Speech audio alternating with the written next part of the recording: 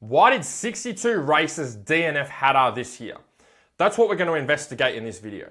So the two likely causes of riders DNFing and not finishing.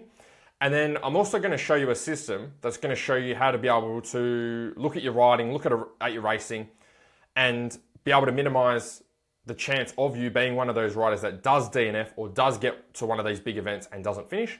And also some things that you can work on to be able to perform at your best to these events, at your best for these events when you get there as well.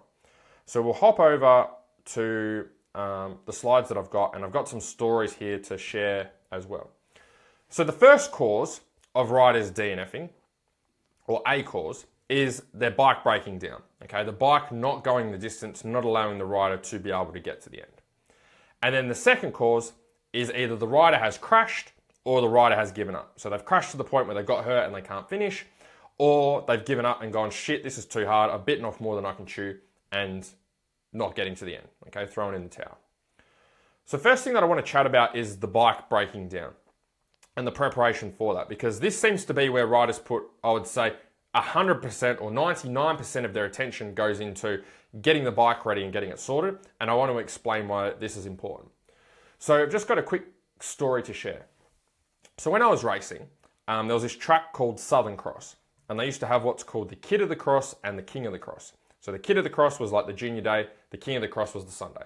And usually they'd have some factory guys or some over east guys come to this event, so it was quite a reasonable sized event, quite a good event to get to. The problem with this event is it's about 4 hours away from Perth. So I'm in Perth, for you guys that are overseas, which is like the main city for Western Australia.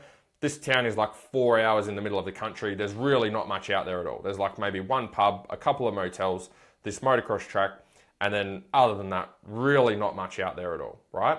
So quite isolated. If you need bike parts and stuff like that because things break down, then you're not going to be able to do it. You really have to be able to get prepared and bring everything with you. So for this specific event at Southern Cross, I was really excited for it because beforehand, I think it was a 3-day riding school that Paul Broomfield was holding. So it was like Wednesday, Thursday, Friday was the riding school. I'd race on Saturday, and then Sunday was the senior guys because I was in juniors at the time. And so what happened is obviously you're going away for that period of time. You're out in the middle of nowhere. You're trying to be as prepared as possible. So we're driving 4 hours. We're out in the middle of the country. You get in the car loaded. You're trying to make sure you've got all your gear, trying to make sure you're not left anything behind. You guys know what it's like that. I've done a bit of traveling for racing. So we get down there, all excited to be able to go and race and get on the track and do 4 days of riding, because normally I ride once a week. So I'm doing like a month's worth of riding in a week and missing out on a bit of school. So it's pretty cool. So we got out there, they did the usual spiel or talk at the start of the coaching school, and they said, all right guys, just as like a bit of a warm up, we're going to do like 10 or 15 minutes of riding around the track so you guys can warm up, see what the track's like, and then we'll go work on drills and do stuff for the school. And I reckon I got maybe a lap in, and my bike shit itself. Bike seized, and that was it. No bike. Bike did not want to go any further. Literally didn't get past that first 10-minute session at the start of the camp. So spent the next, pretty much the whole 3 days just following Paul Broomfield around and doing this school and trying to, learn stuff, which is, I guess, a little bit hard to do when you can't actually, everyone else is out there riding and having fun, and I'm just there walking around the track for 3 days. So we're lucky enough, one of our friends at the track, Craig, and his dad, Kevin, they had 2 bikes, 2 125s, and they were kind enough to lend me the spare bike on the race day. So when they came up on Saturday, or on Friday for Saturday, I was able to ride one of their bikes. But as always, like you guys would know, if you've ridden someone else's bike, it's just not the same as riding your own bike. Like I used to ride in Suzuki, and I was riding a Yamaha. So it's just not the same. Like it was great to be able to get out there, but it's definitely not the same as riding your own bike. But one of the learnings from that is that obviously with the motor has a certain amount of hours or a certain amount of time that needs to be put on it, or that can be put on it before it needs to be rebuilt and have different parts put in it to be fresh and to be ready to rock and roll again. So at this particular time, I don't know if this bike was like, Dad was like borderline, it doesn't need to be rebuilt. No, it should have a little bit extra in it, right? And so that ended up costing us all of that time at the track, missing out on all of that riding and all of that racing and all of that effort, and especially being 4 hours away in a country town, there's not really much you can do. So I see the same thing happening for Hattah, right? Is you've got Hattah, which is this massive event. You're going to be flogging the bike for 4 hours in deep sand, probably riding that bike harder than you've ever ridden it before. And you're going to put a lot of time, a lot of effort, a lot of money, a lot of energy, a lot of thinking into getting there. When you're on the borderline of, should I change this part or not change this part, or it should be all right? If you're going, it should be all right, then probably change it.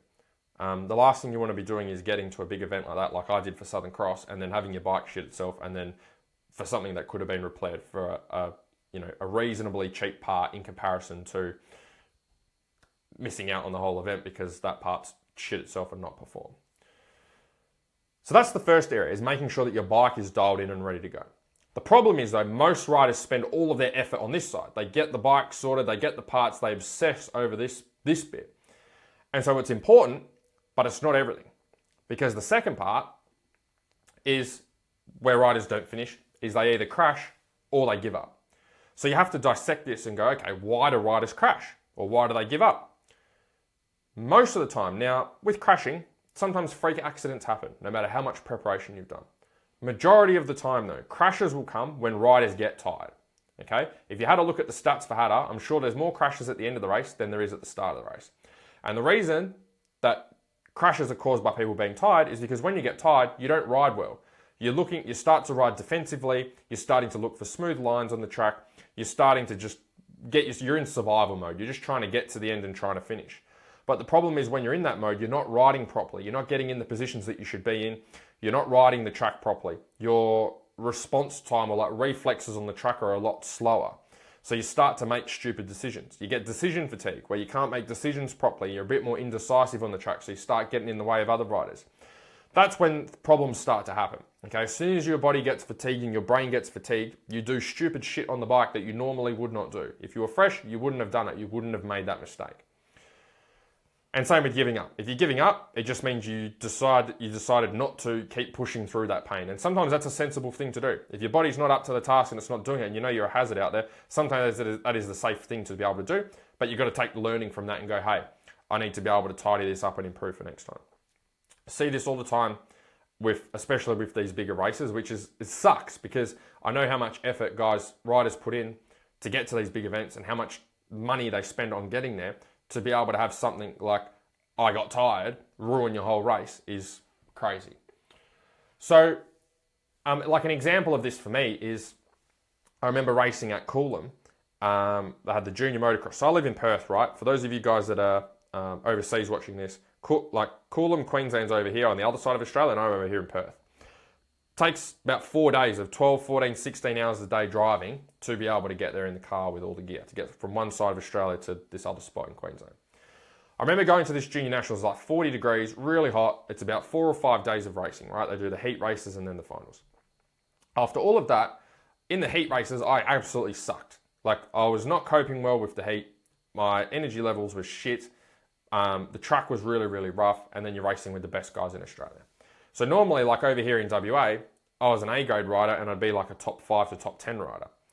Over there, I was nowhere near that, okay? Now, obviously, the level of competition is obviously a little bit higher, but the main part that I felt, looking back at that, is that I was just getting tired on the bike. I wasn't able to ride how I wanted to ride.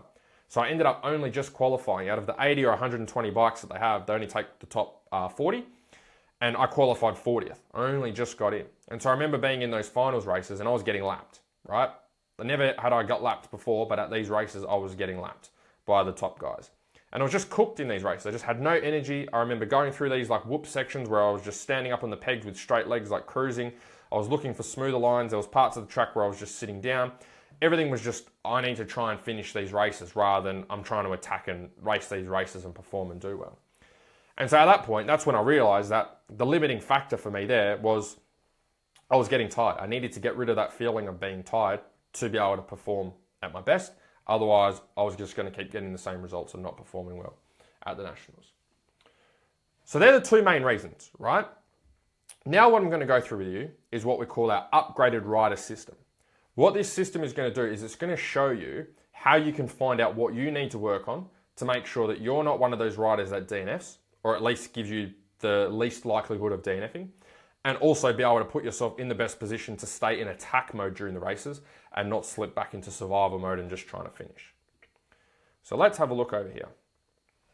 So the first area we've got is skills, and I've got some stories to share with each of these sections to help explain what I'm talking about. So the first part of the upgraded rider system is skills.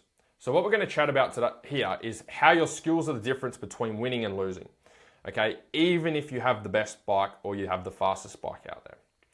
So the story that I've got to share for this one is back when I was racing, there was a track called Byford, which is like a really hard packed track, and there was a state round there. And so I remember racing at this track, and it was like I wouldn't say like it wasn't a full mud race, but it had been raining. It was a bit sticky. And so there was this new jump that they'd just put in, which was this 80-foot tabletop. And so I was riding 85s at the time. So an 80-foot tabletop is pretty huge, especially on any bike, I think, but especially on an 85. So as we were racing, a lot of the top guys on the 85s were jumping this 80-foot tabletop, and then most of the guys weren't. And so I was battling with this guy named Kale, and what was happening is on the track is we'd go around the whole track, and I'd catch right up to him, and I'd be like right on his tail, right next to him. And then we get to this 80-foot tabletop, and he would jump the 80-foot tabletop, and I wouldn't. So he would power up to it, jump the whole thing, power down the other side into the corner, and he would make up so much time on me or get ahead of me. And I'd have to go up to it, I'd brake on the up ramp, jump to the middle, bounce down, and then go down the other side. And so he'd get away from me. And then I'd have to spend the whole extra lap closing up that gap until we got to that jump again. And so the problem is that no matter how well my bike was set up or handling, no matter how fast my bike was, okay, or how good the mode was, no matter how good my strength and fitness was, that stuff didn't matter at that point. Because the thing that was holding me back the most on that specific track was my skills.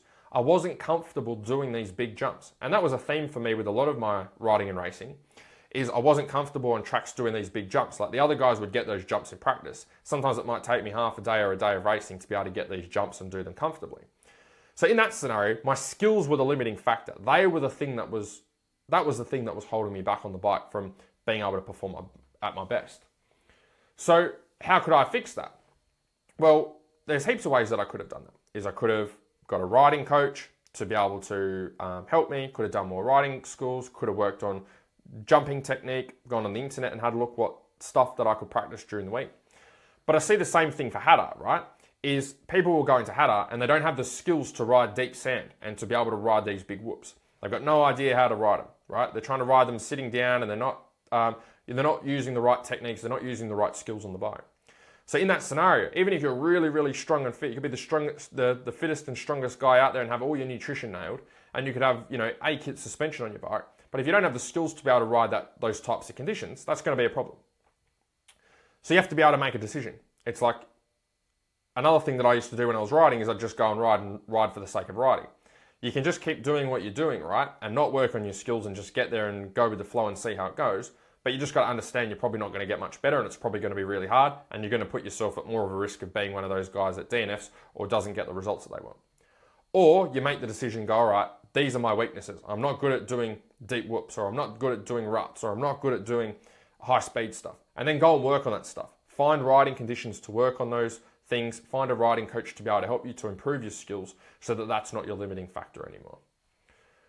An example of this is I did a week-long riding course with Greg Moss. It was at a private track and it was like a private boot camp for a group of guys, group of riders. And we did, I think it was 5-day camp. And so over those 5 days, at the end of those 5 days, we then there was a club day that just happened to be on at that time at Manjimup on the weekend, which we have the Manjimup 15,000 for. So there was a club day there, which a lot of the guys that did that camp were able to get to. And so one of the things that camp helped me with so much was my confidence with jumping.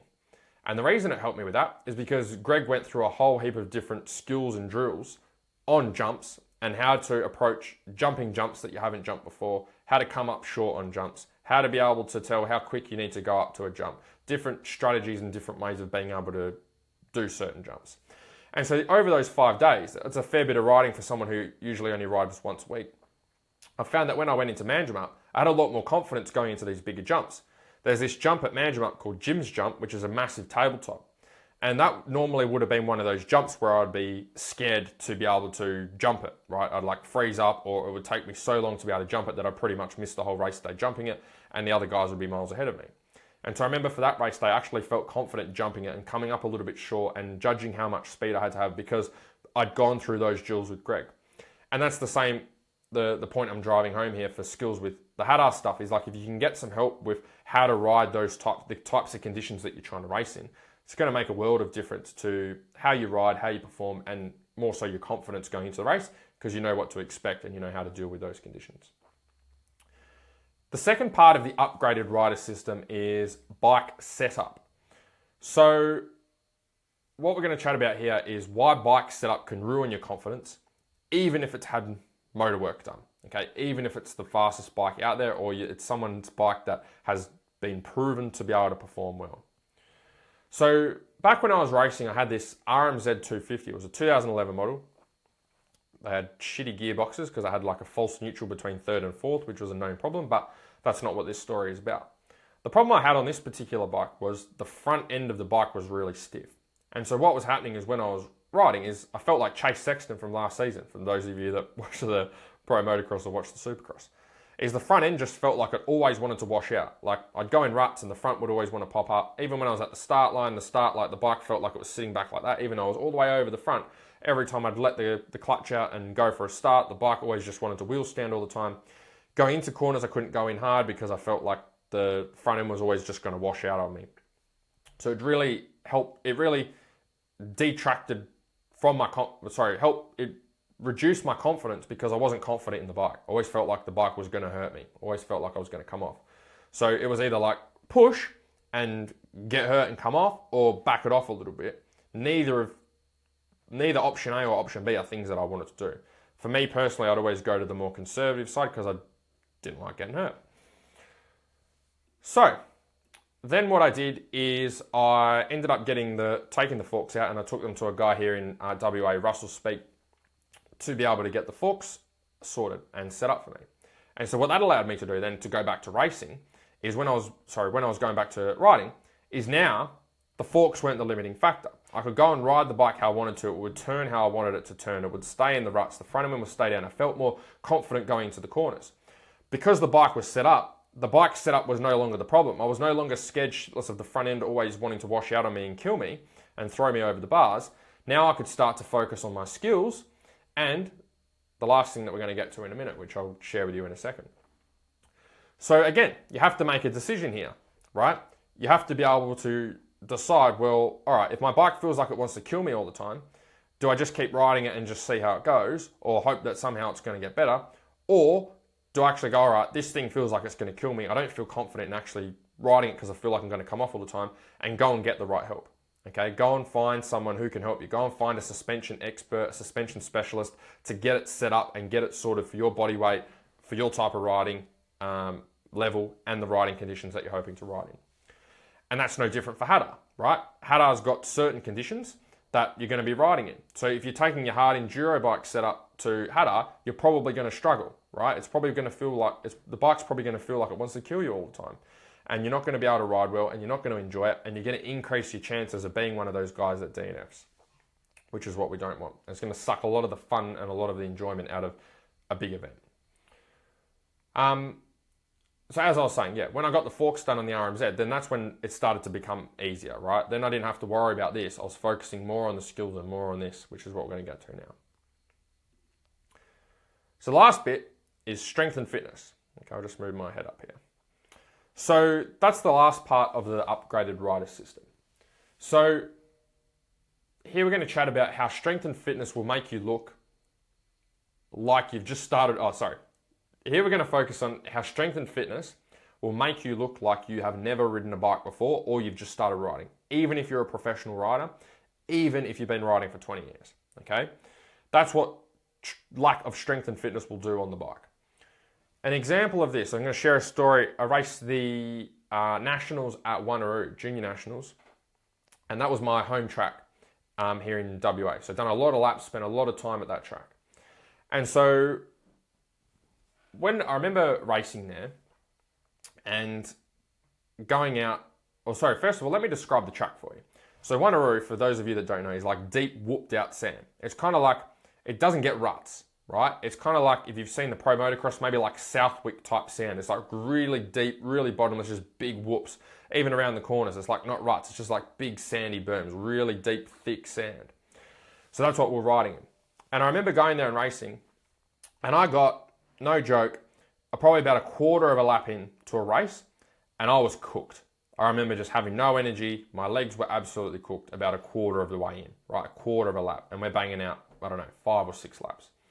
So I remember from that point on, I was just cruising around the track. And I don't mean cruising as in I wasn't trying. I was trying, but I wasn't riding anywhere near the level that I should be. I was an A-grade rider, and I was riding around that track like I was a C-grader, like I'd never ridden a bike before. I'm like looking for smooth lines. I'm wobbling all over the place. I'm standing up and I'm sitting down through the whoops when I should be standing up. I'm standing up with straight legs on the pegs to try and stretch my legs out instead of being in the attack position. It's like I knew all the stuff I should have been doing. I knew what had to be done. I just wasn't doing it. My body wouldn't, I didn't have the strength, the fitness, the energy there to be able to do the stuff that I knew that I should be doing. And so at that point, that's when I realized that, well, shit, it doesn't matter how good my skills are. I could have gone and done hundreds of courses with Greg Moss or Paul Broomfield. I could have gone and got A-kit suspension and sent the motor over to Pro Circuit, and it still wasn't going to matter, right? It still was not going to matter how much time, effort, energy, money went into these two areas, because the thing that was holding me back was the strength and fitness. My bike wasn't the problem. I was the problem, the rider. And that's the thing I see for Hattah, is a lot of guys spend so much time on this one, bike setup. That's where they put all of their time, effort, money, energy goes into bike setup, maybe into skills. And then strength and fitness is just left to, oh yeah, it should be right, or oh yeah, I'll do a little bit of CrossFit, or oh yeah, I've been doing some push-ups at home, or been doing some planking, and it's kind of just pushed to the side. But the problem is for Hattah, it's 50% bike and 50% rider, right?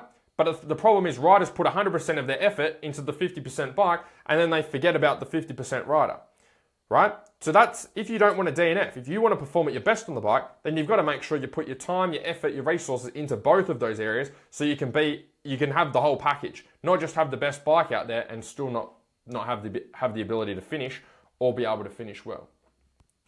So how do you fix this? Get a fitness coach or a personal trainer to help you dial in your strength, your fitness, and your nutrition. Get a training program to be able to follow during the week that's designed to actually help you with your riding and racing. When you can do that, then that's going to give you the best opportunity to perform at your best. So again, it doesn't matter how good your skills are, how good your bike setup is. That stuff's irrelevant if you don't have this strength and fitness to be able to put your skills to good use and actually use them for 4 hours, or have the strength and fitness to ride the bike consistently where the bike setup actually remains consistent and actually works for you, right? Because what happens for most Hattah guys is they go and get the bike set up and they go and practice and they're riding at this level of intensity. But then they go to Hattah and they get flogged and they don't have the strength and fitness and they ride at this intensity. The bike's not going to work the same way. If you're riding it this way at one ride and then riding it down here at another ride, the bike's not going to work the same way. You're going to find it very hard to set up your bike without having consistent strength and fitness, without having the strength and fitness there to be able to ride the bike consistently. So again, you've got to make a decision, right? Do you want to keep going along doing the same stuff that you've been doing? That's perfectly fine if you want to do that, but you just got to understand that you're going to stay where you are. You're going to get the same results. You're going to see the same rate of progress. If you want to be able to perform better on the bike, then you've got to be able to dissect which is the thing that's holding you back. So if it's the strength and fitness, then you need to be putting your time, your effort, your money, your resources into the strength and fitness, getting that dialed in so you can be the best rider that you can be when you get out there and race. Same thing happened for me when I started to put effort into my strength and fitness. This was no longer the problem. The strength and fitness was no longer the problem. It used to be the problem of I can't ride a full moto at race speed, but now, once I was able to get rid of that and that was no longer the problem, then it was like, all right, cool. I need to dial in my skills now. I need to dial in my bike setup to be able to be a better rider. So to wrap up with this, the upgraded rider system requires you to ask yourself one question. And that question is, which area is my weakest link? Are my skills my anchor? Is my bike setup the anchor, or is my strength and fitness the anchor? And the thing that is the anchor, the thing that is holding you back the most, the thing that is most likely to cause you to DNF, to come off, to make stupid mistakes, to not finish the race, not perform at your best, is the thing that you need to be able to work on. That's the thing, the time, the effort, the energy, the resources needs to go into for you to be able to perform at your best. If you just want to be a recreational rider, then this stuff's probably useless. But if you want to be able to perform at your best when you get to Hattah or get to any race, then you need to decide which one is the one that needs the work. So in saying that, if you need some help dialing in your skills and your bike setup, then I cannot help you at all. And the reason that is because I do not have the skill set to be able to teach you how to be able to set up your bike. There are people out there that specialize in suspension and bike setup. You need to get hold of those people. There's people out there that specialize in coaching and riding skills. You need to be able to get hold of those people. However, what I can help you with is the strength and fitness element, okay? Which is where we use what we call our fast laps system. So if you want to experience what it's like to use our fast lap system to be able to dial in your strength, your fitness and your nutrition, specifically for your riding and racing, then you can send me a DM on either Facebook or Instagram. You can find me there. DM me the words RaceFit and I will send you the details.